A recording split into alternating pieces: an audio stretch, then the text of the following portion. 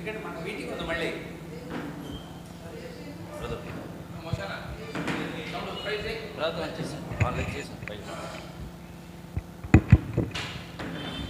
ప్రార్థన. మహాదేవ, మహోన్నతుడ, సర్వాధికారి, సర్వశక్తిమంతుడ, నీ పరిశుద్ధ నామానికి స్తుతులు స్తోత్రం ప్రభువా. ఇది ఆత్మీయ సమ్మేళనంలో నా ప్రభు ఈ రీతిగా మేమందరం కూడుకొని నా ప్రభు నీ లేఖనాలు పరిశీలించడానికి నువ్వు ఇచ్చిన గొప్ప అవకాశం బట్టి వందనం తండ్రి. ఈ సేవకుని బోరగా ఎత్తుపట్టుకోమని, ఇంకా వచ్చే వాళ్ళని త్వరగా రప్పించమని ఆయన ఈ కార్యక్రమాద్యంతం నీ యొక్క ఆత్మ సన్నిధిలో జరిగించమని మా ప్రభువును ప్రియ రక్షకుడు యేసుక్రీస్తు నామమున బ్రతిమాలు వేడుకొంచున్నాం తండ్రి.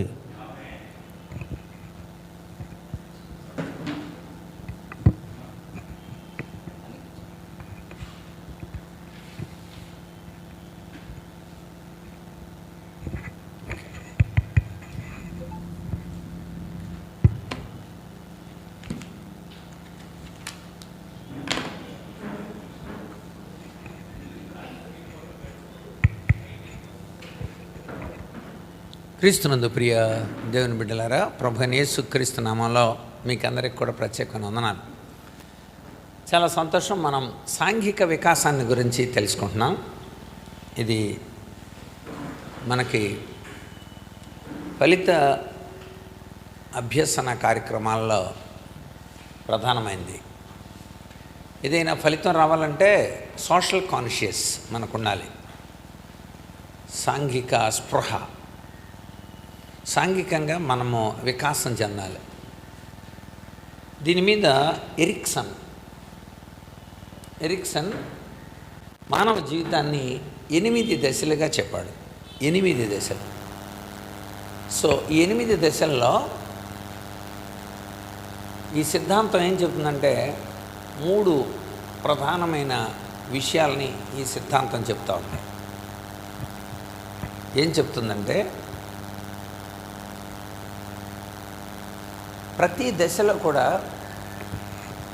ఒక పరిణామాలను బట్టి, పరిస్థితులను బట్టి అనుకూలమైన స్పందనలు రావచ్చు, ప్రతికూలమైన స్పందనలు రావచ్చు.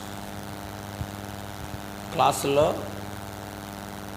అనానుకూల పరిస్థితిని బట్టి చదవలేక, కుటుంబ పరిస్థితులను బట్టి చదవలేక, కొంచెం శారీరకమైన రుగ్మతలను బట్టి చదవలేక, వాతావరణ అనానుకూల పరిస్థితులను బట్టి చదవలేక వెనకబడిన వాళ్ళని ముందు తీసుకురాకపోతే వాళ్ళు నేను చదవలేను అని ఒక నిరాశ, ఒక అపరాధ భావన వాడిని ఒంటరితనంలో ఉంచేస్తుంది. లేదు, నేను చదవగలను, వెరీ గుడ్, అది ఆ సబ్జెక్ట్ లేదు కదా నాకు, నేను ఆ రోజు రాలేదు, మాస్టర్ చెప్పేశారు నాకు, ఓకే రికవరీ. సో ముందుకెళ్తాడు. చొరవ అంటారు దీన్ని. ముందడుగు అంటే చొరవ అన్న పెరుగుతుంది, నాయకత్వం పెరుగుతుంది, లేదా అపరాధన అన్న పెరుగుతుంది, లేదా ఒంటరితనం అన్న పెరుగుతుంది. ఏ దశలోనైనా సరే సహజంగా మనకి 2 రకాలైన విషయాలు మనకుంటాయి. అందుచేతనే మనం ఈ సిద్ధాంతాన్ని మనం చర్చించేటప్పుడు ఈ సిద్ధాంతంలోని 3 ముఖ్యాంశాలని ముందు మనం చెప్పుకున్న తర్వాత ఆ దశల్లోనికి, మిగిలిన దశల్లోనికి మనం వెళదాం. ఈ సిద్ధాంతం అంటే సాంఘిక వికాసంలోని 3 ప్రధానమైన సిద్ధాంతాలని మనం చూడవచ్చు. ఒకటి ఏంటంటే మనకి మన మనసు లోపల సంఘర్షణలు ఉంటాయి. సంఘర్షణలు అంటే అర్థం, మనం అనుకున్న వాటిని నెరవేర్చుకోలేనప్పుడు, లేకపోతే మనకి చెయ్యాలా వద్దా అన్న క్రైసిస్ ఏర్పడినప్పుడు మనకి సంఘర్షణలు ఏర్పడతాయి. సంఘర్షణలు ప్రతి మనిషిలోనూ ఉంటాయి. రావాలా వద్దా, చెయ్యాలా వద్దా, సాధించాలా వద్దా, ఈ సంఘర్షణలు అనేది ఉంటాయి. కనుక మొట్టమొదటి దశని ఈ సాంఘిక వికాసంలో ముఖ్యాంశాల్లో మొట్టమొదటిది సంఘర్షణ.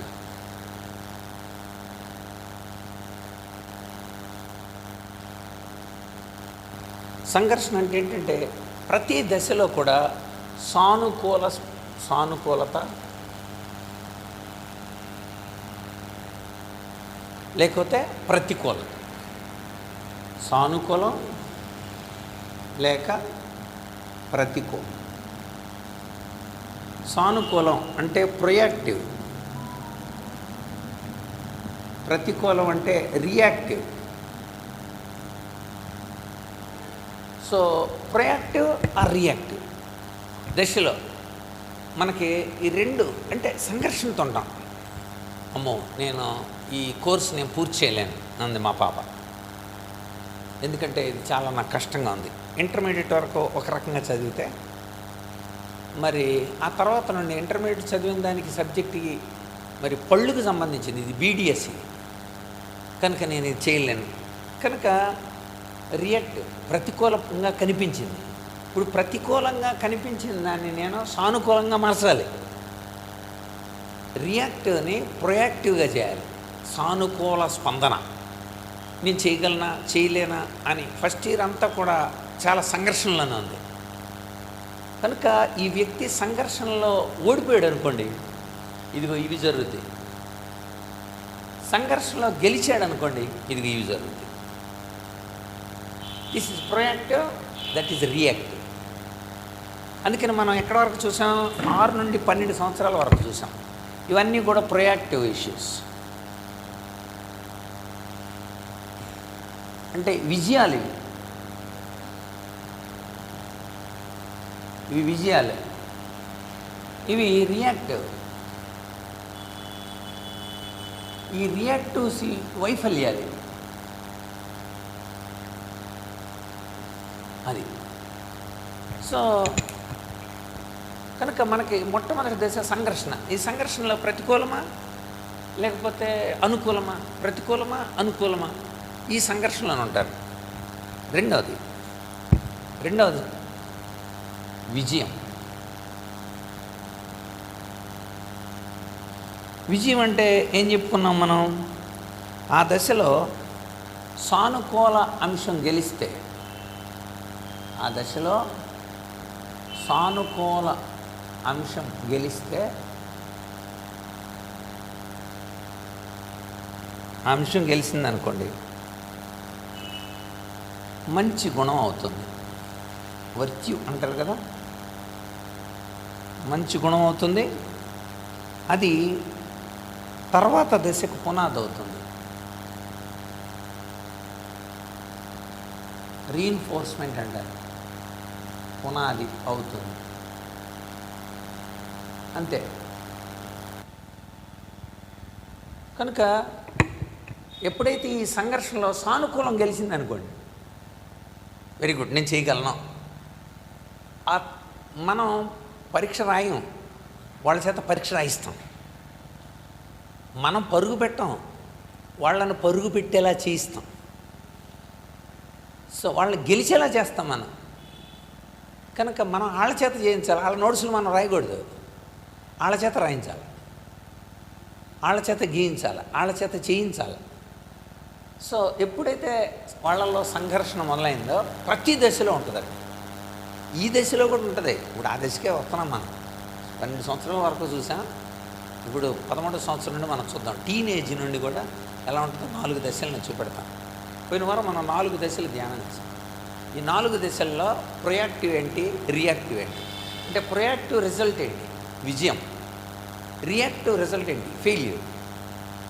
అందుకనే నేను బడికి వెళ్ళట్లా, అందుకనే నేను పరీక్ష అంటే ఇష్టపడట్ల. పరీక్ష అంటే నాకు ఇష్టం లేదు అసలు. ఎందుకంటే మార్కులు తక్కువ వచ్చినాయి, మాస్టర్ తిట్టారు, మార్కులు తక్కువ వచ్చినాయి, మాస్టర్ కొట్టారు. ఇదంతా రియాక్టివ్ అయిపోయింది, ప్రతికూలం అయిపోయింది. కనుక నేను అక్కడికి వెళ్ళాను, సేవ చేద్దామని ఇలా అనుకున్నాను. కానీ వాళ్ళు నన్ను అవమానం చేశారు, తిట్టారు. మళ్ళీ ఇంక ఊరికి వస్తే ఎర్రదీస్తాం అన్నాను. కనపడితే ఇది చేస్తాను, బెదిరించారు. కనుక నేను అక్కడ రియాక్టివ్. కనుక దాన్ని రియాక్టివ్ ఇష్యూని ప్రొయాక్టివ్గా ఎలా మార్చుకోగలం? సో ఈ విషయాలు మనం సాంఘిక వికాసంలోనే నేర్చుకుంటాం. రెండవది విజయం. సో మొట్టమొదటి సంఘర్షణ, రెండవది విజయం, మూడవది వైఫల్యం.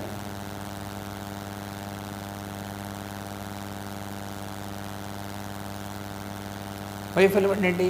ఆ దశలో ఎదురయ్యే పరిస్థితుల్ని అధిగమించకపోతే, ఎదురయ్యే పరిస్థితుల్ని అధిగమించకపోతే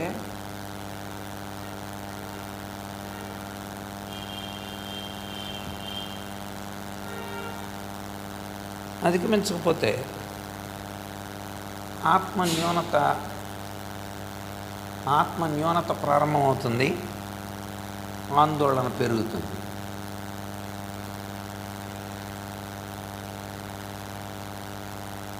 అంతే. ఎగ్జాంపుల్, దేవుడు బయటకు వచ్చేయమన్నాడు, మోషేని పంపాడు. మోషే చెప్పాడు, ప్రజలందరూ బయలుదేరారు.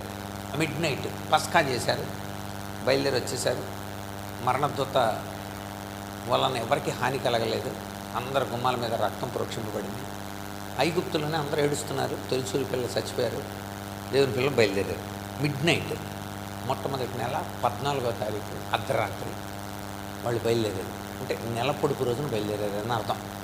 నెల పొడుపు రోజున బయలుదేరారు. వస్తుంటే ఎదురుకుండా ఎర్ర సముద్రం వచ్చింది. ఇప్పుడు దాన్ని దాటే గెలిచే అవకాశం లేదు. ఇక గెలిచారనుకోండి ప్రొయాక్టివ్ ఇష్యూ వస్తుంది, గెలిచే అవకాశం లేదు ఇక. అంచేతే గొడుగు, ఎందుకంటే ఎర్ర సముద్రం, అది పెద్ద సముద్రం. సరే, ఏదో ఒక రకంగా పక్క నుండి దేవుడు నడిపించేస్తాడులే అని అనుకోవటానికి లేదు. వెనకాల ఫరో సైన్యం వచ్చింది. ఫరో సైన్యం ఎలా వస్తున్నారు? 600 రథాలు వరుసగా 600 రథాలు ఇలా పెడితే వరుసగా ఒక్క ఇజ్రాయేలీయుడు కూడా బతకడం, అందరూ రథాల కింద ఉంటారు. కనుక ఇక మేము ఓడిపోతాం. సానుకూల అంశం గెలిస్తే, అక్కడ సానుకూల అంశం గెలిచే అవకాశం లేదు. ఎదురయ్యే పరిస్థితులు మనం అధిగమించకపోతే ఆత్మన్యూనత స్టార్ట్ అవుతుంది. వెంటనే రివర్స్ అయిపోయారు. ఏంటి, అప్పుడు 10 సూచక్రియలు చూశారు వాళ్ళు. రక్తము, కప్పలు, పేలు, ఈగలు, వడగండ్లు, మిడతలు, గాఢ అంధకారం, తోలిపిల్లలు చచ్చిపోవడం, ఇవన్నీ కూడా జంతువులు చచ్చిపోవడం, ఇన్ని 10 సూచక్రియలు చూసినా కూడా ఎప్పుడైతే వైఫల్యం అయిందో ఆత్మన్యూనత స్టార్ట్ అయిపోయి, మేము ఎక్కడ సావటానికి తీసుకొచ్చేవాళ్ళు, ఎందుకు తీసుకొచ్చారు మమ్మల్ని ఎక్కడికి? వెంటనే ఎమోషన్ ఇల్బ్యాలెన్స్. కనుక ఇక్కడ ఈ 3 విషయాలు ఉంటాయి సాంఘిక వికాసంలో. ఈ 3 ప్రాముఖ్యమైన అంశాలు, వీటిని మనం ముఖ్య అంశాలు, వికాసం యొక్క ముఖ్య అంశాలు. ఒకటి సంఘర్షణ, సానుకూలత, ప్రతికూలత, 2 ఉంటాయి. ఇప్పుడు కూడా వెళ్ళాలంటావా వద్దంటావా, చేద్దామా వద్దా, కష్ట నష్టాలు, సాధ్య అసాధ్యాలు, గెలుపు ఓటములు పోరాడుతూ ఉంటాయి మన మీద, మనలో ఎప్పుడు పోరాడు.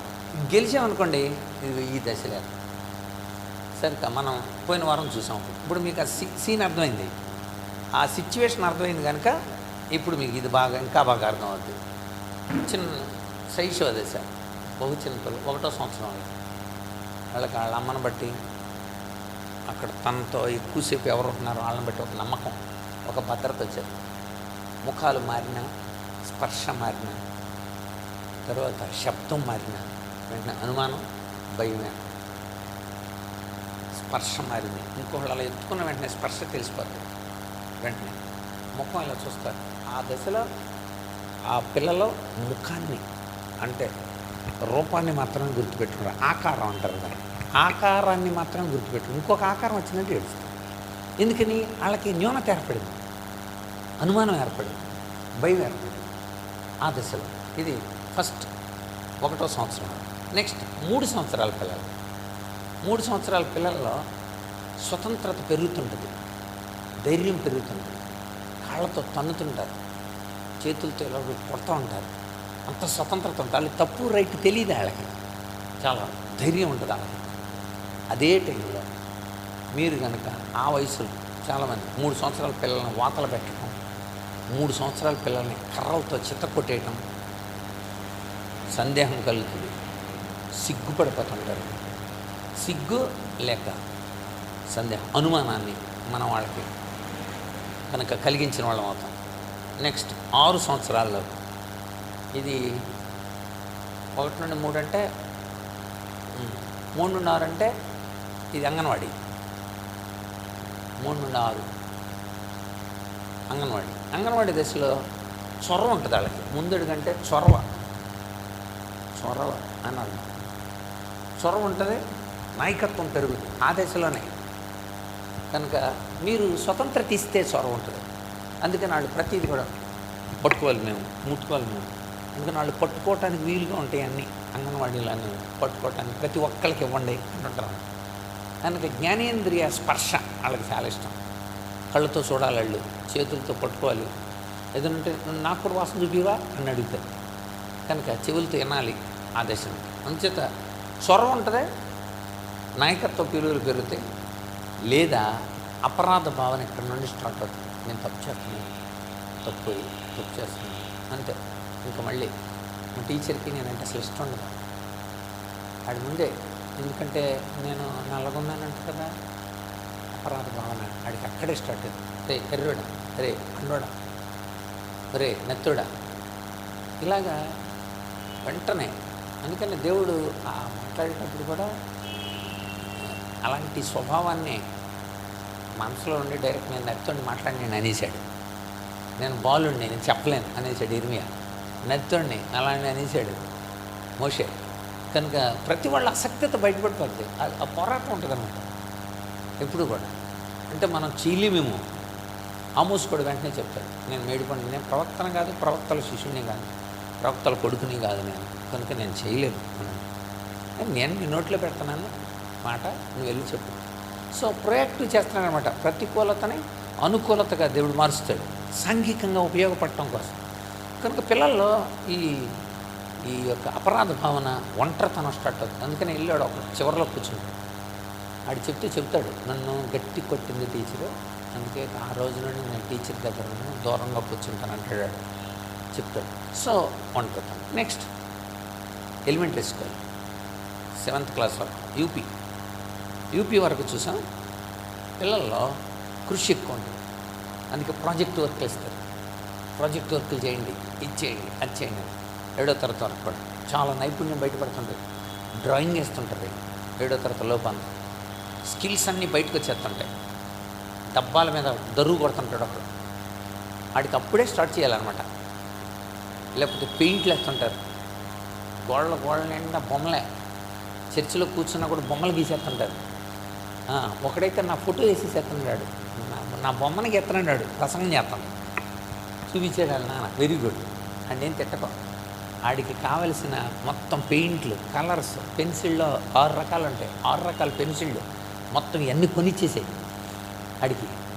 కొన్ని బొమ్మలు ఇచ్చి, బొమ్మలు అని సింపుల్గా ఉన్న బొమ్మలన్నీ. సో స్కిల్ అంతా బయటపడేది ఇక్కడే. కానీ ఆ టైంలో ఇంటెలిజెన్స్ వాళ్ళు కనుక ప్రొయాక్టివ్ చేస్తే వాళ్ళలో ఇంటెలిజెన్స్ ఉపయోగపడుతుంది. వీటికి మనం ఉదాహరణలు చెప్తున్నాం. ప్రతిదానికి బైబిల్లో నుండి ఉదాహరణలు చెప్తున్నాం. సో బాలుడిగా ఉన్నప్పుడు మరి 0 to 1కి మోషేని ఉదాహరణ చెప్పుకున్నా, 1 to 3లో సమూయేలుని ఉదాహరణ చెప్పుకున్నా. సమూయేలు ఎంత ముందు అసలు, సమూయేలు ఎంత స్వతంత్రతగా, ధైర్యంగా అక్కడ నేను తల్లి తీసుకొచ్చి మందిరంలో నేను సమర్పిస్తున్నాను అని అన్న వెంటనే సమూయేలు అక్కడనే మొక్కాను. ఆడి వయసు 3 సంవత్సరాలు. ఆడు అసలు దేవుడికి అక్కడే మొక్కాడు. సో ఎలాంటి సందేహం లేకుండా, సిగ్గు లేకుండా, స్వతంత్రతగా, ధైర్యంగా దేవుడి సన్నిధానంలో మొక్కలు పెట్టంటే ఇంటి దగ్గర నుండి వాళ్ళ అమ్మ సమూయేలుకి ఇచ్చిన అద్భుతమైన. ఇంకా 3-6 వయసులో అపరాధ భావం. యోసేపుని గురించి చూసాం. యోసేపు వాళ్ళ నాన్న చెప్పినవి అన్నీ చేస్తూ ఉన్నాడు యోసేపు. కనుక నిజంగా అలాంటి పరిస్థితుల్లో యోసేపు అపరాధ భావానికి, ఒంటరితనానికి గురైతే అసలు యోసేపు ఐగుప్తు వరకు వెళ్ళడం.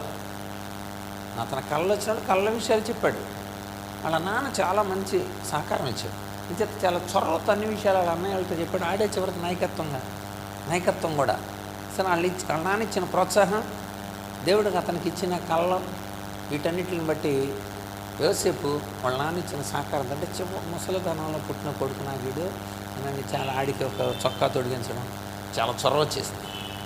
సో అపరాధ భావన పోయింది, ఒంటరితనం లేదు అతను. ఇక 4వది 6 నుండి 12 సంవత్సరాల వయసులో యేసుప్రభునే ఉదాహరణ తీసుకున్నాము. యేసుప్రభు పస్కాకి వెళ్ళిన టైంలో 12 సంవత్సరాలు ఉన్నాయి ఆయనకి.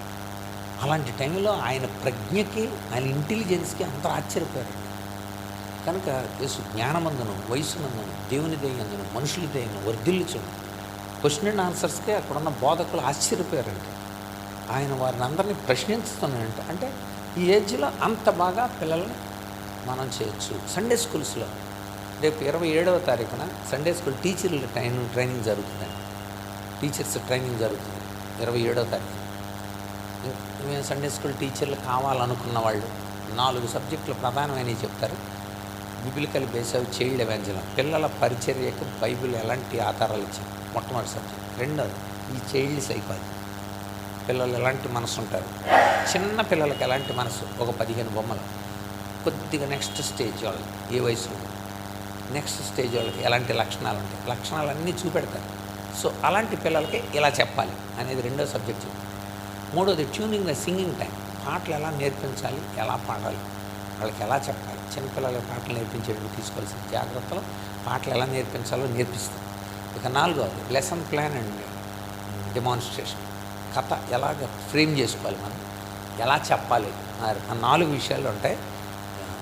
అందుచేత తప్పనిసరి 27వ తారీఖు సెలవు రోజు, శ్రీరామనవమి రోజున ఉదయం 9 గంటలకు వస్తే సాయంత్రం 4 గంటల వరకు జరుగుతుంది. 4 లేక 5 గంటలు మెటీరియల్ కూడా మేము మీకు అందజేస్తాం. మీ దగ్గర ఉన్న సండే స్కూల్ టీచర్ని పంపండి, మీరు కూడా రండి, చక్కగా మేల్కొంటాం. సో ఇప్పుడు నెక్స్ట్ దశలోకి వెళదామా. 6 నుండి 12 సంవత్సరాల దశకు వచ్చాము. నెక్స్ట్ దశ చూద్దామా. చూడండి, నెక్స్ట్ 12 నుండి అంటే 13 నుండి 19 వరకు టీనేజ్కి వస్తున్నాం మనం. ఇప్పుడు ఇది చెప్పమంటారా? 13, 14, 15, 12+ నుండి స్టార్ట్ అవుతుంది ఈ దశ. దీన్ని మనం టీనేజ్ అందాం. కొంచెం అడోలసెన్స్, కొంచెం ఈ దశ కొంచెం కష్టమైందండి. దాన్ని మీరు గమనించాలి. దశ కొంచెం కష్టం ఉంటుంది అన్నమాట. సో 12+ నుండి 12 నుండి రాసుకోండి, లేకపోతే 12 టీనేజ్, 12 to 18+ అనమాట. టీన్ 19 వరకు, 19.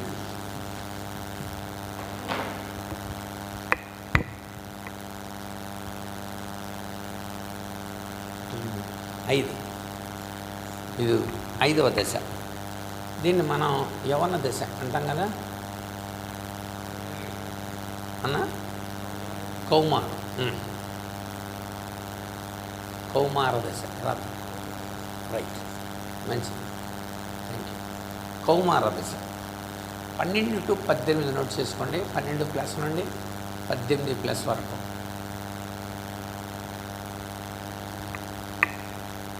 ఈ దశలో మీరు సంఘర్షణలు గెలిచారనుకోండి. సంఘర్షణలు గెలిస్తే బెస్ట్ ఎగ్జాంపుల్ దానియేలు 14లో వెళ్ళాడు. అప్పటికి యెహెజ్కేలుకి 16, దానియేలు కంటే 2 సంవత్సరాలు పెద్దడు. సో మీరు గమనిస్తే దానియేలు 14 సంవత్సరాల వయసులో బబులోనికి వెళ్ళాడు. సో ఈ దశలో మీరు గమనిస్తే ఒకవేళ గెలిచాడు అనుకోండి, వ్యక్తిత్వ గుర్తింపు ఉంటుంది.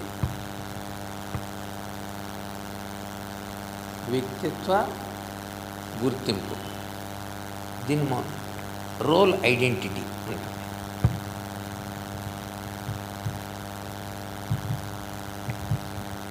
అంటే ఒక వ్యక్తిలో ఉన్న విషయాలు బయటపడతాయి.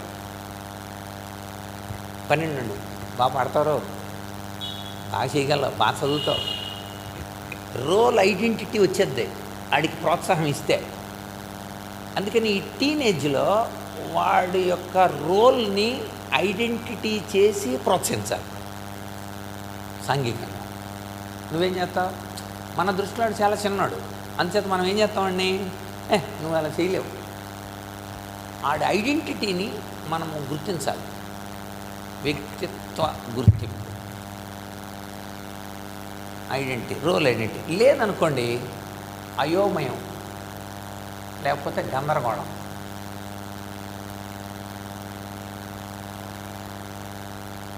మన భాషలో. దీన్ని ఇంగ్లీష్లో రోల్ కన్ఫ్యూజ్ అవుతాడు అనమాట. Role confuse. రోల్ ఐడెంటిటీ బదులు అసలు ఏంటో చదవలేనంటారు, నేను అదేంటో మరి చేయలేనంటారు, నేను పనికిరానంటారు. నేను రోల్ ఐడెంటిటీ కనుక ఇప్పుడు బెస్ట్ ఎగ్జాంపుల్ మనం దానియేలుని తీసుకున్నాగా. రైట్, దానియేలు రండి. దానియేలు చెరకు వెళ్ళిపోయాడు, బబులోనికి వెళ్ళిపోయాడు. బబులోనికి తీసుకెళ్ళిపోయాడు. క్రీస్తు పూర్వం 605లో నెబుకద్నెజరు యెరూషలేము మీదకి వచ్చి కొంచెం అందంగా ఉన్న వాళ్ళని, బలంగా ఉన్న వాళ్ళని, జ్ఞానంగా ఉన్న వాళ్ళందరినీ కూడా ఫస్ట్ విడతలో తీసుకెళ్ళిపోయాడు. తీసుకెళ్ళిపోయి అక్కడ బబులోన్లో వాళ్ళకి పేర్లు మార్చేశాడు. పేర్లు మార్చాడు. మనం ఆలోచించాలి. వేరే స్థలం మారింది. 2 పేర్లు మార్చాడు. వాళ్ళ ఉనికి అసలు పేర్లే మార్చేశాడు. దానియేలుకి బెల్తెషాజర్ అని పేరు పెట్టాడు. హనన్యా, మిషాయేల్, అజర్యాలకి షడ్రక్, మెషక్, అబేద్నెగో అని పేరు పెట్టాడు. పేర్లు మారిపోయినాయి. అక్కడ మారిపోయింది. అక్కడ ఆహార పదార్థాలు, ఆహారం, భాష ముందు కల్దీల భాష నేర్పించమన్నాడు. అరే మన భాష నేర్పించండి అన్నాడు. భాష మారిపోయింది. భాష మార్చారు. నెక్స్ట్ ఆహారం. ఈ ఆహారం దగ్గరకు వచ్చేసరికల్లా దేవుడు తినకూడదో తినొచ్చు అన్న ఆహార పదార్థాలు పెట్టాడు బైబిల్లో. వాళ్ళు ఇక్కడ చదువుకుని వెళ్ళారు. అది అక్కడికి వెళ్ళిన తర్వాత దానియేలు చూశాడు, ఏం వండుతున్నారు, మేము అది తినకూడదు. దానియేలు గ్రంథం 1వ అధ్యాయం 8వ వచనం అందులో ఎలా ఉంది, ఏమనుంది? ఈ రాజు భుజించే ఆహార పదార్థాలు వలన తన్ను తాను అపవిత్రపరచుకొనకూడదు అని ఉద్దేశించి. ఏది చూసారా? కనుక సరే, 1 సంవత్సర కాలం వాళ్ళకి ట్రైనింగ్ ఇచ్చారు, లేకపోతే అనుకుందాం. వాటిని చూసిన వెంటనే దానియేలు తాను ఈ అపవిత్రమైన వాటిల్లో పార్టిసిపేట్ చేసుకోకూడదు అని నిర్ణయానికి వచ్చేసాడు. అంటే దానియేలు రోల్ ఐడెంటిటీ అవుతుంది. ఇప్పుడు ఒక వ్యక్తిత్వాన్ని ఏర్పాటు చేసుకునే పాత్ర నిర్దేశిత జరుగుతుంది. వ్యక్తిత్వ నిర్దేశితం ఈ ఏజ్లో జరుగుతుంది. కనుక ఈ ఏజ్లో ఉన్న వాళ్ళని చాలా బాగా మనం పట్టించుకోవాలన్నమాట. లేకపోతే ఎలాగన్నా అయిపోతారు, లేకపోతే అయోమయంలో పడిపోయి ఎవడు చెప్పింది ఆడు కొనసాగిపోతుంటారు. ఎవడో తాగమంటే తాగుతారు, తినమంటే తింటారు, సిగరెట్ లాగమంటే లాగుతారు. ఆడు ఇష్టమే ఎందుకని ఆడు అయోమయంలో ఉన్నాడు, ఆడు గందరగోళంలో ఉన్నాడు. తన ఐడెంటిటీ ఏంటో ఆడికి తెలియలేదు, ఆడికి మీరు చెప్పలేదు. ఆడి ఐడెంటిటీ ఇది అని మీరు గుర్తించలేదు. అందుచేత రోల్ ఐడెంటిటీ దానియేలు వీళ్ళంతా కూడా ఆహారం దగ్గర చెప్పేశారు, మేము తినం అన్నారు. అక్కడ వాళ్ళు చెప్పారు, రాజుగారు భుజించే ఆహార పదార్థాలు, పానం చేసే అన్నీ కూడా మరి మత్తు పదార్థాలు ఇస్తున్నారు. నేను ఆ మత్తు పదార్థాలు తినం. చూసారా? అంటే వాళ్ళ మనస్సులో ఒక పరిశుద్ధత, ఆహార పదార్థాలు మేము తీసుకోము అని చెప్పారు. అక్కడ రాయబడి ఉంటుంది 1వ అధ్యాయం 8వ వచనం. అయితే దేవుడు వాళ్ళని చూస్తున్నాడు. వాళ్ళ రోల్ ఐడెంటిటీ ఎంత బాగుంది, వెరీ గుడ్ అని. మత్తు పదార్థాలు తీసుకోమో, ఆహార పదార్థాలు కూడా. మరి ఎలా కుదురుతుంది? రాజుగారి దగ్గర కదా. అప్పుడు ఆయన అన్నాడు, సరే అలాగే తిన్నా, మాకు మంచినీళ్ళు ఇవ్వండి, మందు బదులు మంచినీళ్ళు ఇవ్వండి, మాంసాహారాల బదులు శాకాహారాలు అన్నాడు. 10 రోజులు టెస్ట్ చేసుకున్నాము. ఇప్పుడు మీరు చదవాలి. అక్కడ 10 రోజులు టెస్ట్ చేసిన తర్వాత వాళ్ళు పొందిన రిజల్ట్ ఏంటో మనకు అక్కడ ఉంది. 14వ వచనం. అందుకు అతడు ఆ విషయంలో వారి మాటకు సమ్మతించి 10 దినముల వరకు వారిని పరీక్షించాను. 10 దినములైన పిమ్మట వారి ముఖములు రాజు భోజనం భుజించే బాలురందరి ముఖముల కంటే సౌందర్యముగాను కళగాను వచ్చిందండి. కళ ఎక్కడి నుండి వచ్చిందో ఇప్పుడు చెప్పాలి. కళ ఎక్కడి నుండి వచ్చింది? నీతిని బట్టి వచ్చింది. సో అంటే నీతి అంటే అర్థం ఏంటి? సరిగ్గా నడవటం అనేది సాంఘిక వికాసంలో ఈ ఏజ్లో ఒక భాగం అయితే ఖచ్చితంగా వాళ్ళలో నీతి స్టార్ట్ అవుతుంది. ఒక సరైన నీతి అంటే సరిగ్గా నడవటం, రైట్ చూస్నెస్, రైట్ పాత్, అది కనుక అది స్టార్ట్ అయింది. అంతేకాదు దేవుడు ఇంకా వాళ్ళని ఎంత బెనిఫిట్ చేశాడు చూడండి. అలాగే ఉండటానికి ఇష్టపడితే అక్కడ 17 వచనం. ఆ నలుగురు బాలుర సంగతి ఏదనగా దేవుడు వారికి జ్ఞానము, సకల శాస్త్ర ప్రవీణత, వివేచన వారికి అనుగ్రహించింది. రోల్ ఐడెంటిటీ వచ్చేసింది. ఐడెంటిటీ సకల శాస్త్రం అని ఎలా తెలుస్తుందండి? సకల శాస్త్ర ప్రవీణులైనట్టు ఎలా తెలుస్తుంది? రిజల్ట్లో ఇంకా రిజల్ట్ రాశాడు 20 వచనం. జ్ఞాన వివేకం సంబంధమైన వీరి యొద్ద విచారణ చేయగా రాజు ప్రతి విషయంలోనూ వీరు తన రాజ్యం అంతంతటి ఉండి శకున గండ్ర కంటే, గారడీ విద్యవాళ్ళ గారి కంటే 10 అంతల శ్రేష్ఠులు అని తేల్చబడి, శకున గాళ్ళ కంటే, గారడీ వాళ్ళ కంటే ఈ నలుగురు 10 అంతల శ్రేష్ఠులు అని తేల్చబడింది. రిజల్ట్ వచ్చేసింది అక్కడ. రోల్ ఐడెంటిటీ వచ్చేసింది. సో ఒక రోల్ ఐడెంటిటీ రావడానికి ఒక వ్యక్తిలో దైవ భక్తి లేక దేవుని వాక్కు ఎంత బాగా పనిచేస్తుందని మీరు ఆలోచించండి. ఈ సంవత్సరం థీమ్ అది పవర్ ఆఫ్ గాడ్. అంటే ఏంటది? వర్డ్. దేవుని యొక్క శక్తి. అంటే దేవుని శక్తి వాక్కులో ఎలా దాగుందో చెప్పమని ఈ సంవత్సరం అంతా లెసన్స్ అన్నీ అయ్యాయి పిల్లలకు. అంచేత వాళ్ళు వాక్యం బాగా చదవాలి. అంటే దేవుని యొక్క శక్తి వాక్యంలో ఉంది. ఆ వాక్యాన్ని నువ్వు తిన్నప్పుడు, వాక్యాన్ని విన్నప్పుడు, వాక్యాన్ని అనుసరించినప్పుడు ఎలాంటి మార్పులు జరుగుతుంటాయో వరుస చెప్పండి. ఫ్రేమ్ చేస్తున్నా అన్నింటినీ దానికి సంబంధించిన లెసన్స్. కనుక రోల్ ఐడెంటిటీ లేదా రోల్ కన్ఫ్యూజ్. ఇప్పుడు మనం పాజిటివ్ అన్నీ చూస్తున్నాం మనం, అంటే బాగా ఫీడ్ అవడానికి. తర్వాత నెగిటివ్స్ వరుసగా చూద్దాం. అలా చేయలేకపోవటం వల్ల ఎలా జరిగిందో అనే విషయం. సో కౌమార దశ 12 నుండి 18 వరకు మనం కనుక కరెక్ట్ ప్రొయాక్టివ్ చెప్పాను కదా. సంఘర్షణతో ఉంటారు వాళ్ళు. ఎందుకు సంఘర్షణ వచ్చింది చెప్పండి? స్థలం మారింది కనుక. ఎందుకు సంఘర్షణ వచ్చింది? పేర్లు మారిపోయినాయి కనుక. ఎందుకు సంఘర్షణ వచ్చింది? భాష మారిపోయింది అక్కడ. ఎందుకు సంఘర్షణ వచ్చింది? ఫుడ్ మారిపోయింది అక్కడ. కానీ ఈ ఫుడ్ దగ్గర వాళ్ళకి వెంటనే ఇంటిగ్రేట్, తమ యొక్క యథార్థత, తమ యొక్క నీతి బయటపడింది అక్కడ. మనకి బైబిల్లో అలా ఉంది కదా, మన ధర్మశాస్త్రంలో ఇవి తినకూడదు, వాటిని పెడుతున్నారు.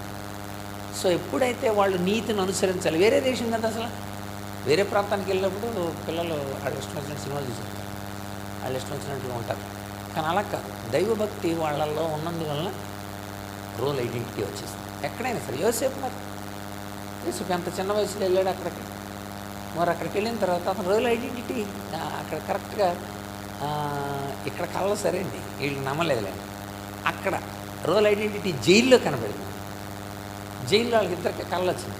కళ్ళు వస్తే చెప్తాడు, నీకు 3 రోజుల లోపల ఉద్యోగం వస్తుంది, నీకు 3 రోజుల లోపల తలకాయ లేచిపోతుంది. నిజంగానే జరిగింది అలా. సో రోల్ ఐడెంటిటీ వచ్చేసింది. ఆడు మర్చిపోయాడు. ఈ లోపల రాజుగారు ఒక కళ వచ్చింది, దాని గురించి ఆందోళన చెందుతుంటే అప్పుడు పారదాయకుడు చెప్తాడు, సార్ మేము జైల్లో ఉన్నప్పుడు ఆయన ఇలా చెప్పాడు సార్ అంటే, అప్పుడు మళ్ళీ ఐడెంటిటీని ఈసారి జైల్లోనే కాకుండా రాజుగారి దగ్గరికి తీసుకెళ్ళాడు. మరి దానియేలు ప్రైమ్ మినిస్టర్ అయ్యాడు, పిఎం. దానియేలు ప్రైమ్ మినిస్టర్ అయ్యాడండి. అనన్య, మిషాయల్, అజర్యాలు గవర్నర్లు అయ్యారు. వాళ్ళు 3 గవర్నర్లు. దానియేలు ప్రైమ్ మినిస్టర్ అయ్యాడు. యోసేపు రాజు తర్వాత రెండవ రథం యోసేపుదే. ఎలా మారింది? రోల్ ఐడెంటిటీ చూసారా? That is a project. సానుకూలతగా మనము సాంఘిక విలువల్ని అందజేసినాం. నెక్స్ట్ 6వ దశ. 6వది ఇది యువజన దశ.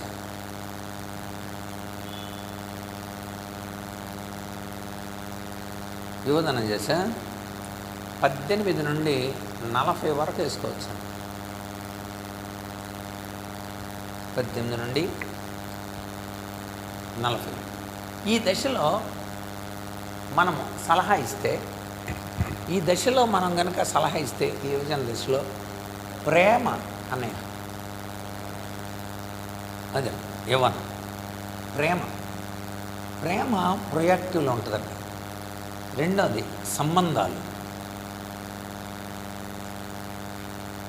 సంబంధాలు పెంచుకునే స్థితి ఉంటుంది 40 వరకు కూడా.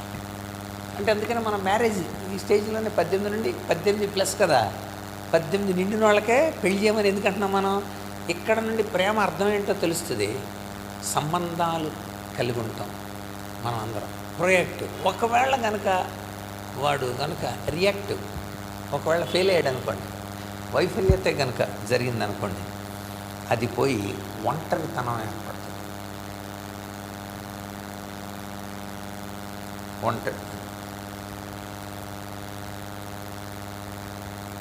ప్రేమ అన్న దగ్గర సాన్నిహిత్యం అని పెట్టుకుంటాం. కరెక్ట్ వర్డ్ అది ఉంది అక్కడ. సన్నిహిత తత్వాన్ని పెంచుకుంటారు వాళ్ళు.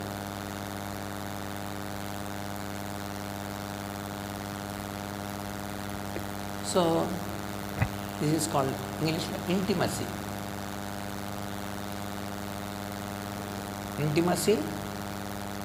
లేదా ఐసోలేషన్.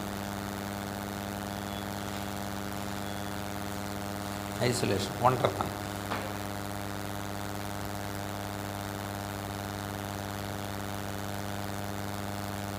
సో మనం గమనిస్తే ఈ యువజన దశ, ఈ దశకి మంచి ఎగ్జాంపుల్ మనం చెప్పుకోవచ్చు. ఎవరినంటే రూతుని, ఒక ఫిమేల్ని కూడా మనం తీసుకుంటే, రూతు ఒక నిర్ణయం తీసుకుంది. మోయాబు నుండి అక్కడికి వెళ్దామని, బెత్లెహేం వెళ్దామని ఒక నిర్ణయం తీసుకుంది. అక్కడ కనుక రూతు, ఇప్పుడు మీరు ఆలోచించాలి, అక్కడ అసలు ఆ ఊరికే దారి వేరు, కొత్త దారి కదా. నెక్స్ట్ క్రొత్త ప్రదేశం, క్రొత్త ప్రజలు, క్రొత్త దేవుడు, క్రొత్త ఆచారాలు, అన్నీ క్రొత్తవి. ఎందుకంటే ఇప్పటి వరకు తను ఉన్నది మోయాబు, క్రొత్త ప్రదేశం, వాళ్ళంతా క్రొత్త ప్రజలు, దేవుని ప్రజలు, కొత్త దేవుడు యెహోవా, క్రొత్త ఆచారాలు, ఆరాధనలు, క్రొత్త ప్రదేశం బెత్లెహేం, అన్నీ క్రొత్తయే. మరి అలాంటప్పుడు తను గెలవాలి. ఇప్పుడు ఆ గెలవాలి. అత్తగారు చెప్పింది, మనకి ఇక్కడ ఒక సమీప బంధువు ఉన్నాడు, కిన్స్మ్యాన్, మనకి చాలా సమీపం, చాలా మంచివాడు, చచ్చిపోయిన వాళ్ళకి, బతుకున్న వాళ్ళకి అందరికీ కూడా సహాయం చేయగలిగినవాడు. అతడు చాలా మంచివాడు. అతనికి ఒక పొలం ఉంది, ఆ పొలంలో కనుక పరిగెరుకుంటాడు కాదని. కనుక ఆ రోజుల్లో కొన్ని రూల్స్ ఉన్నాయి. ధర్మశాస్త్రం ఏం చెప్పిందంటే, పరదేశులు కానీ విధవరాండ్రు కానీ పరిగి నొదలాలి వాళ్ళు. అంటే కింద రాలినట్లు తీయకూడదు, వాళ్ళు తెచ్చుకోవచ్చు. తర్వాత గట్లు మీద పడినట్లను కూడా మీరు కోసుకోకూడదు, అవి వాళ్ళకి వదిలేయాలి, వాళ్ళే కోసుకుంటారు. ఇదని ధర్మశాస్త్రం చెప్పింది. బోయేజ్ అంత మంచివాడు కనుక నువ్వు పరిగేరు పట్టడానికి వెళ్ళి. సో తనకు ఒక సోర్స్ ఉంది. కానీ తను అసలు మోయాబీల్ని ఎవరు ప్రేమించరు, ఇజ్రాయేల్. మోయాబు అంటేనే ఒక తండ్రి సంతతి అని అర్థం. భయంకరమైన వ్యభిచార సంబంధం, లోతుకు సంబంధించిన విషయం. సో అలాంటిది ఈ మోయాబు ఎవరు ఇజ్రాయేలీలు పెళ్లి చేసుకుని వీళ్ళు అక్కడికి వెళ్ళి ఇబ్బంది పడ్డారు. కొడుకులు ఇద్దరు కూడా అక్కడ చచ్చిపోయారు. కొడుకులు ఇద్దరు పెళ్లి చేసుకున్నారు. అందులో రూత్ వెనక్కి వచ్చింది. సో ఈమెకి నిజంగా క్రైసిసే, సంఘర్షణే. కానీ ఆ సంఘర్షణలో సానుకూలం గెలిచిందా ప్రతికూలం గెలిచిందంటే సానుకూలత గెలిచింది. అంటే తన మనస్సులో ఈ ఏజ్లో నిర్ణయాలు చాలా బాగుంటాయి. సంబంధాలు కోరుకుంటారు. సో ఐసోలేట్గా వెళ్ళిపోయింది ఆవిడ. వార్ప వెళ్ళిపోయింది. కానీ రూత్ అయితే సంబంధాలు. దీన్ని మనం చెప్తాం. సో ఆమె ఇలా చెప్పింది. రూత్ గ్రంథం మొదటి అధ్యాయం 16 నుండి 17 వచనం మీరు చదివితే అత్తగారికి ఇలా చెబుతుంది. ఇక్కడ చూడండి, ఆమె క్రైసిస్ లేదు, మనసు కుదిరింది అని తెలుస్తుంది అన్నమాట మనకి. ఎలా తెలుస్తుందంటే ఇక్కడ చూడండి, అత్తగారు ఆమెన్న పదం, నువ్వు వెళ్ళు చోటుకే నేను వెళ్తాను, నీవు వెళ్ళు చోటుకే నేను వస్తాను. 2, నీవు నివసించే ప్రదేశంలోనే, నీవు నివసించే చోటనే నేను కూడా నివసిస్తాను అంది. నెక్స్ట్, నీ జనమే నా జనం. తర్వాత, నీ దేవుడే నా దేవుడు. తర్వాత, నువ్వు ఎక్కడ చచ్చిపోతే నువ్వు ఎక్కడ ఉంటే నేను అక్కడే ఉంటాను. నేను దీన్ని బట్టి మనకు అర్థమైంది ఆమె సంబంధాలు ఎదుర్కోవటానికి గెలిచిందని అర్థం.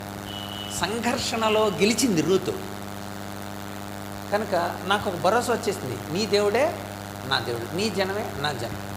దీనికి నెయిస్మిత్ అనే ఒక దైవజనుడు 5 పీలు పెట్టాడు. నువ్వు వెళ్ళి చోటుకే, న్యూ పాత్, నీవు నివసించు, న్యూ ప్లేస్, నీ జనమే, న్యూ పీపుల్, నీ దేవుడే, న్యూ పవర్. నువ్వు ఎక్కడ చచ్చిపోతే నేను అక్కడ చచ్చిపోతా, న్యూ ప్రాస్పెక్ట్.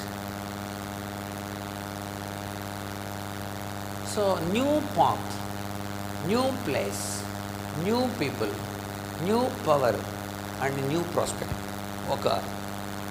అందుచేతనే ఆమె యొక్క విశ్వాసంలో ఇవన్నీ ఏర్పడుతుంది. అంచేత అక్కడ 1:18 దానికి జవాబు ఉంటుంది. ఏమనంటే, తనతో కూడా వచ్చుటకు ఆమెకు మనస్సు కుదిరింది. ఏం కుదిరిందండి? అదే మనస్సు కుదిరితే ప్రేమ ఉందని అర్థం, సాన్నిహిత్యం ఉందని అర్థం. అందుకే నయోమితో సాన్నిహిత్యంగా ఉంది. మనస్సు కుదిరింది కనుక సంబంధాలు ఏర్పాటు చేసుకోవడానికి ఇష్టపడింది, ఆ పొలంకి వెళ్ళటానికి ఇష్టపడింది. So new path, new place, new people, new power and new prospect. అందుకని ఆ మాటలే చెప్పింది, నువ్వు వెళ్ళి చోటుకే అదే దారిలో నేను కూడా వెళ్తాను, నువ్వు నివసించు చోట్లే. వరుసగా చెప్పేసింది ఆ విషయం. నిజానికి క్రైసిస్ ఇది. కొత్త దారి, కొత్త ప్రదేశం, కొత్త ప్రజలు, కొత్త దేవుడు, కొత్త ఆచారాలు. మన పిల్లలు కొత్త హాస్టల్కి వెళ్ళినప్పుడు నేను ఉండమని 15 రోజులు వెనకొచ్చేస్తాను. అందుకే ఇది తెలిసి ముందే సిక్ లీవ్ అని పెడుతుంటారు వాళ్ళు. సిక్ లీవ్ అంటే అర్థం ఏంటి? బెంగ రోజులు. వాళ్ళు బెంగ తీర్చడానికి మళ్ళీ పంపిస్తారు. సో చాలా 3-4 నెలలు బెంగ ఉంటుంది. అసలు నాకు కష్టం, నా మనుగడ కష్టం. రూత్ సక్సెస్ అయిపోయింది. లేదా ఒంటరితనంగా బతికొండాల్సింది. అది ఓడిపోవడం, అది వైఫల్యం అంటే. రూతు ఓడిపోవాలి, రూతు గెలిచింది. అందుకనే రూతుని తీసుకొచ్చి యేసుప్రభు వంశావళిలో పెట్టాడు. అంత గొప్పదేవుడు. కనుక మనం వాళ్ళని గెలిపించాలా, ఉన్నతులుగా చెయ్యాలి. మనం ఆ పాత్ర నయోమి పోషించింది. వచ్చేటప్పుడు నిరాశ పలుకులు పలికింది, కానీ వచ్చిన దగ్గర నుండి రూతుకి ఫుల్ ప్రోత్సాహించింది. 2వ అధ్యాయంలో పొలంలోకి వెళ్ళిన తర్వాత ఆయన గురించి చెప్పడం కానీ, 3వ అధ్యాయం సిద్ధపరిచి పాదాల దగ్గరికి వెళ్ళి పడుకోమని, మరి ఏ విధంగా వాగ్దానం పొందుతాం అన్నీ చెప్పడం కానీ, రూతుని సిద్ధపరిచి పంపడం కానీ, ఇవన్నిటిలో సక్సెస్ అయింది. కనుక రైట్, యువజన దశ. ఇంకొక దశ చెప్తాను. ఇక మధ్య వయసుకు వద్దాం. మనం యవ్వన అని పెట్టుకోండి. నెక్స్ట్ 7వది మధ్య వయసు.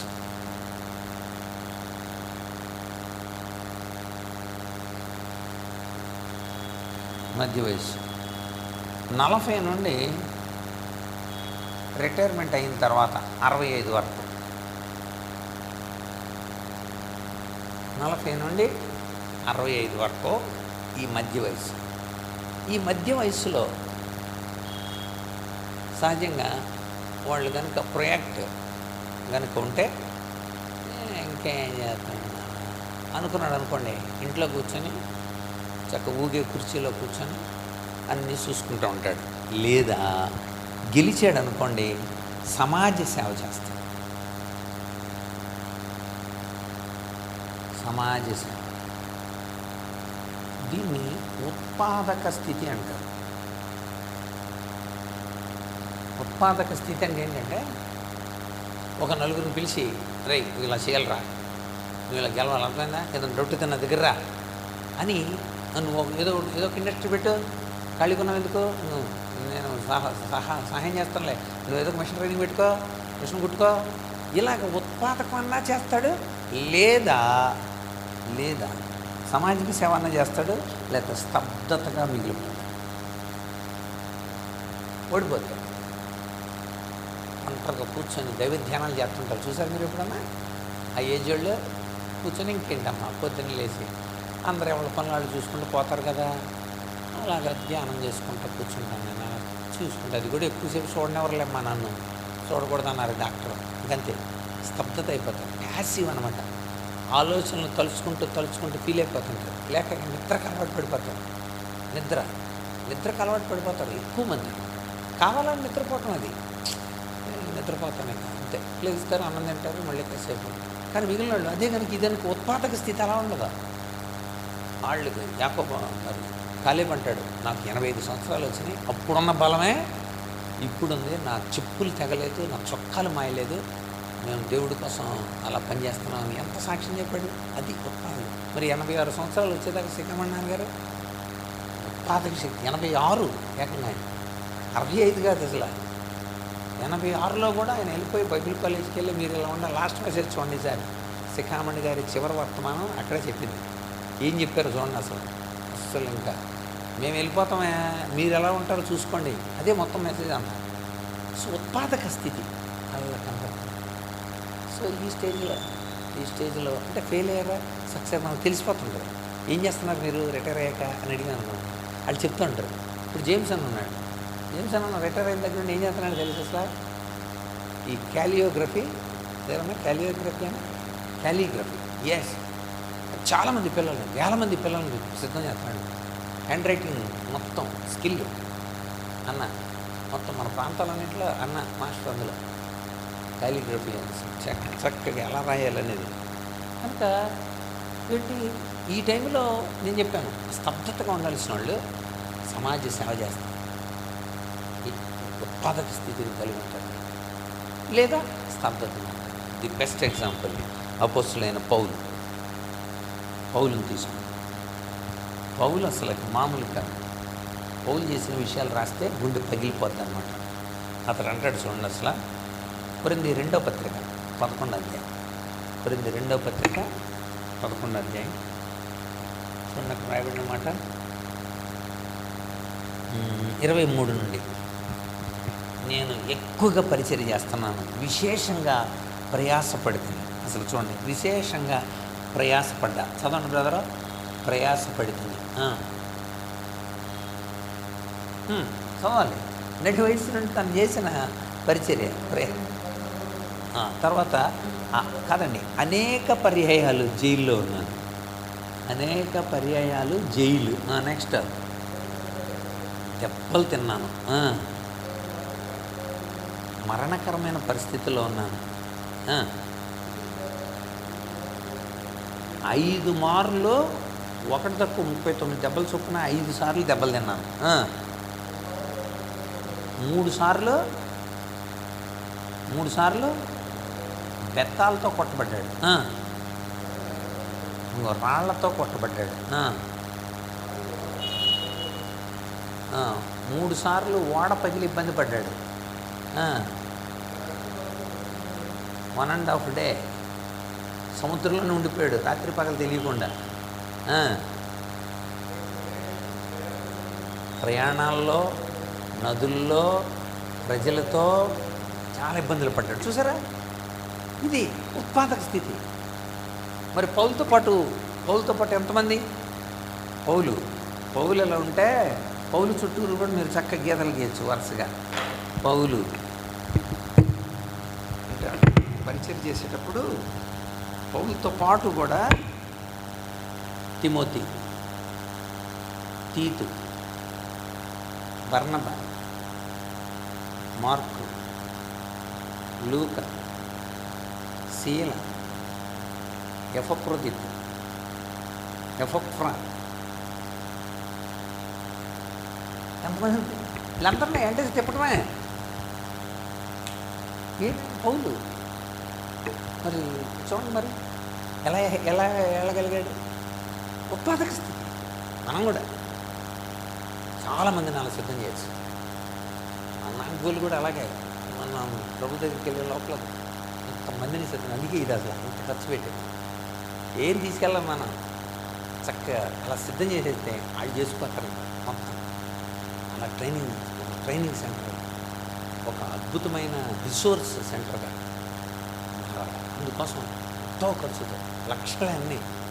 ఎందుకంత శ్రమ పడతాం, ఎందుకంత సోర్స్ పెడతామంటే ఇదిగో మనం ఎలా చెప్పాం అలా చెప్పాలి. కనుక ఉత్పాదక శక్తి ఉంది. గుర్తుపెట్టుకోండి. ఈ 3 దశలు మనం చూద్దాం. చివరిది చూసి నెగిటివ్స్ని కూడా మనం రాద్దాం. మనం ఈ దశలో ఒకవేళ ఈ దశలో ఉన్నారేమో కొంతమంది, మేము ఈ దశలో ఉన్నాం, ఈ దశలో ఉన్నారు మిగిలిన వాళ్ళంతా. మరి మీరు ఎలా ఉన్నారు? మంచి సంబంధాలతో పెట్టుకుంటున్నారా? మంచి సాన్నిహిత్యాన్ని కలిగి ఉన్నారా? ఇంట్లో ఒంటరిగా బతుకుతున్నారా? సో ఒక మంచి కార్యదీక్షతో పనిచేయగలిగిన రూతు అసలు సోమరిపోతుగా. రూతు మంచి యాక్టివ్ పర్సన్. ప్రతిరోజు పనులు వెళ్ళింది, ప్రతిరోజు కార్యాలు చేసింది, ప్రతిరోజు గొప్ప కార్యాలు చూసింది. కనుక అక్కడ రాయబడి ఉంటుంది తెలుసా, ఆ పన్నోడు వచ్చి చెప్తాడు రూతుని గురించి. ఏమనంటే ఈమె ఎక్కువ సమయం పొలంలోనే గడుపుతుంది. అంటే సంపత్తానికి ఎక్కువ, పరిచర్యకి ఎక్కువ సమయం ఇవ్వగలిగి ఉండాలి మనం దైవజనులం అయితే. పరిచర్య సో ఎక్కువ సమయం పొలం అంటే సంఘంలో ఎక్కువ గడపగలిగి ఉండాలి. రైట్, ఇదండి గుర్తుపెట్టుకోండి. ఆ ఫార్ములా మీకు తెలిస్తే ఇది బాగా అర్థమవుతుంది. ప్రతి వ్యక్తిలో సంఘర్షణ ఉంటాయి, ఓడిపోకూడదు, గెలిచేలా చేయడానికి దేవుడు మనకు 3 వనరులు ఇచ్చాడు కదా. 3 వనరులు ఏంటండి? ఒకటి వాక్యము, రెండవది రక్తము, మూడవది పరిశుద్ధాత్మ.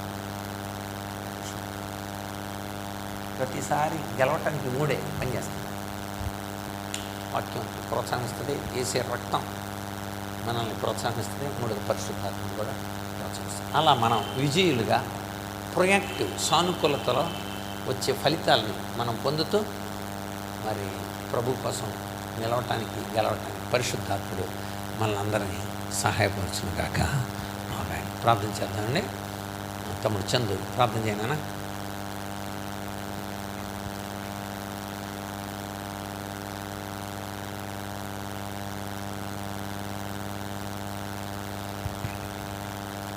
యేసయ్య ప్రేమగల తండ్రి, కృపగల తండ్రి, మీకు వందనాలు ప్రభా, స్తోత్రాలు ప్రభా. గడిచిన కాలం అంతా మీరు రెక్కల నీళ్ళు మమ్మల్ని కాచి కాపాడి రక్షించినందుకు మీకు వందనాలు ప్రభా, స్తోత్రాలు ప్రభా.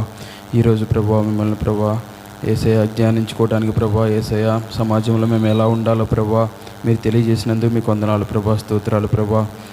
ఆ దశల్లో ఉన్న పిల్లలను ప్రభా మేము ఎలా వాళ్ళతో మాట్లాడాలో ప్రభా, సాంఘికంగా ప్రభా వాళ్ళతో ఎలా మేము మెలగాలో ప్రభా మీరు తెలియజేసినందుకు మీకు వందనాలు ప్రభా, స్తోత్రాలు ప్రభా. యేసయ్య ఇక్కడ వచ్చిన వాళ్ళందరికీ ప్రభా అది మంచిగా అర్థమయ్యేలా మీ కృప చూపించండి ప్రభా. మేము ప్రభా సమాజంలో ప్రభా వాళ్ళని ఏ విధంగా అర్థం చేసుకోవాలో మీరు తెలియజేసినందుకు మీకు వందనాలు తెలియజేస్తున్నాం ప్రభా. యేసయ్య ప్రతి విషయంలో మీ కృప చూపించి నడిపించమని యేసు నామములో అడిగి పెట్టుకుంటున్నాం తండ్రి. ఆమేన్. సృష్టికర్త అయిన మన తండ్రి అయిన యెహోవా నుండి, రక్షణకర్త అయిన మన రక్షకుడైన యేసుక్రీస్తు నుండి, ఆదరణకర్త అయిన పరిశుద్ధాత్మ నుండి కృపా, సమాధానము, ప్రేమ, కాపుదల, భద్రత నిరంతరం మనకందరికీ మెండుగా అనుగ్రహింపబడును గాక. ఆమేన్. అందరికి వందనాలండి. Thank you. ప్రార్థన చేయండి. 27న తప్పనిసరిగా